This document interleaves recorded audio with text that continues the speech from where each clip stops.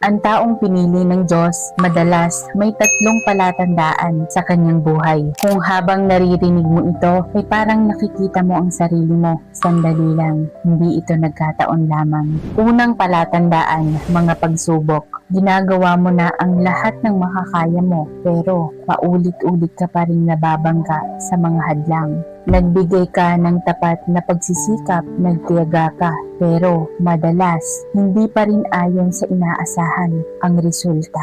Minsan napapatanong ka, bakit ang parehong daan? Ang iba parang napakadali para sa kanila, pero para sa akin ay napakahirap. Sinasabi sa Biblia, ang mga pagsubok ay hindi dumarating ng walang dahilan. Hinuhubog nito ang pagtitiis at pinadadalisay ang pananampalataya. Hindi ka tinatanggihan ng Diyos, sa halip ay pinalalakas ka niya sa mas malalim na paraan, gaya ng ginagawa niya sa mga anak na kanyang minamahal.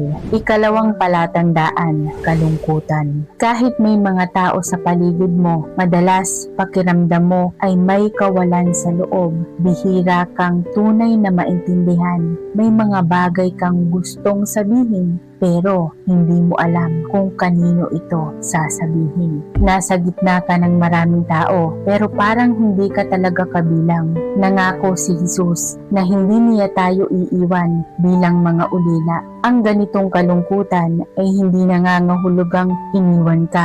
Minsan, ang Espiritu Santo ang kumikilos sa loob mo. Inaalis ka niya sa sobrang pagdepende sa tao para matuto kang lumapit ng mas malalim sa Diyos. Ikatlong palatandaan, panghihina ng loob. Nagsisimula kang magtanong, bakit napakahirap ng lahat? Bakit parang ako ang pinili? Hindi dahil wala kang pananampalataya, pagod ka lang talaga. Pero tandaan mo ito, hindi ka nakakalimutan ng Diyos. Maraming beses sa pinakamadilim at pinakatahimik na sandali, doon nagsisimulang lumiwanag ang kanyang liwanag.